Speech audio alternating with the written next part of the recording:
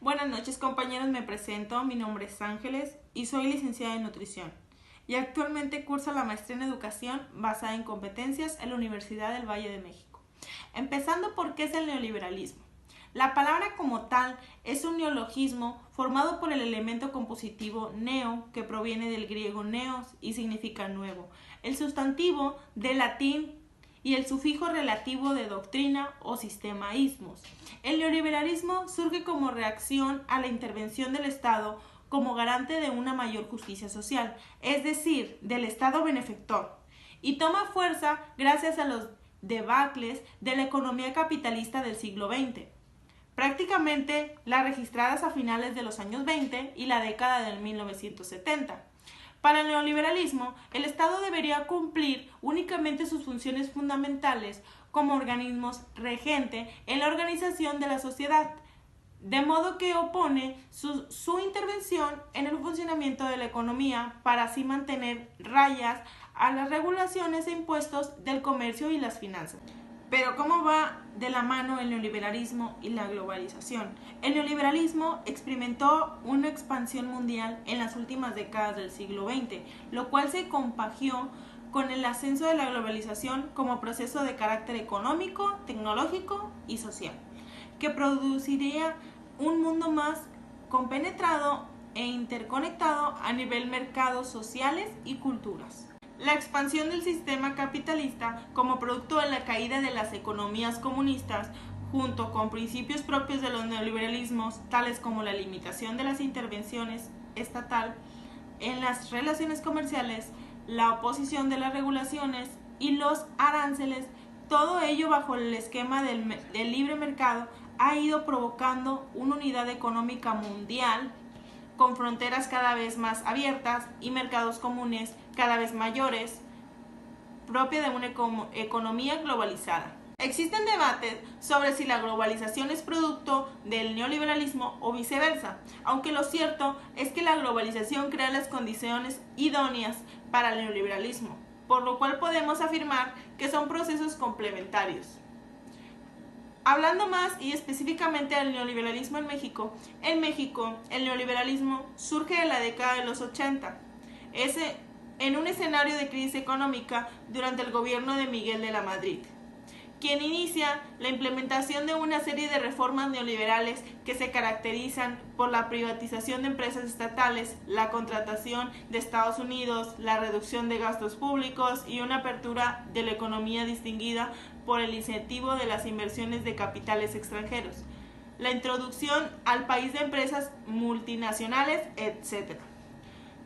Las políticas neoliberales en materia económica, impuestas tanto como por el Fondo Monetario Internacional como por el Banco Mundial, serían continuadas por Carlos Salinas de Gortari y sus sucesores a las jefaturas del Estado de México, que hoy en día es Ciudad de México, lo que dio paso a que México firmara el Tratado de Libre Comercio con Estados Unidos y Canadá en los años 90 y otorgue autonomía al Banco de México, entre otras medidas, etcétera, etcétera. Pero y bien,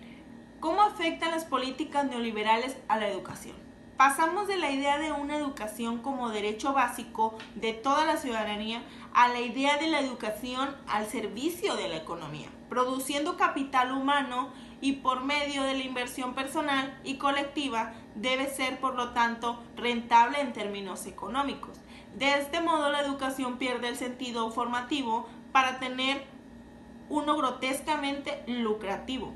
¿Cómo se lleva esto a cabo? Pues impartiendo un modelo educativo tecnocrático, entrenando mano de obra hábil para crítica, jerarquizando los campos tecnológicos en lo ético y lo social, restringiendo poco a poco asignaturas como el latín, historia o filosofía, o menospreciando bloques como el arte. Se nos utiliza como medio y no como un fin. Entonces, se considera que la educación es en cuanto a mercancía y medio de producción como una fábrica de recursos humanos. Siendo la educación una mercancía, es también una inversión, y aquí podemos incluir las privatizaciones, que son las transferencias de gestiones a agentes privados ya sean empresarios, instituciones religiosas u organizaciones no gubernamentales. Pueden darse de modo directo, fomentado y promoviendo las escuelas privadas o concentradas,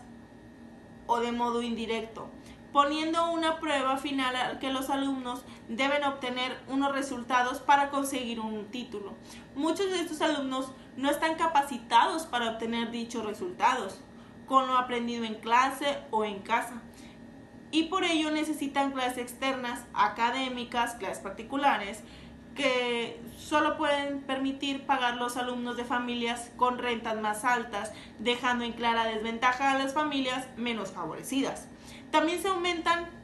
los recortes de la educación, ya sea quitando las calefacciones, disminuyendo el número de fotocopias, aumentando el número de alumnos por clase hasta 35, 40 alumnos por salón, y así disminuyendo el número de docentes a quien paga. Además, desde pequeños se nos inculca una moral programática, fomentando la competitividad, la ganancia y el máximo beneficio individual en contra de nuestra naturaleza humana.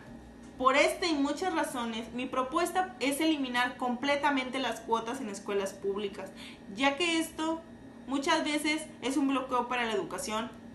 para muchas, no pocas, muchas familias con bajos recursos que no pueden inscribir a sus hijos en escuelas públicas, tanto hablando de nivel primaria, secundaria y preparatoria. Agradezco su tiempo. Gracias.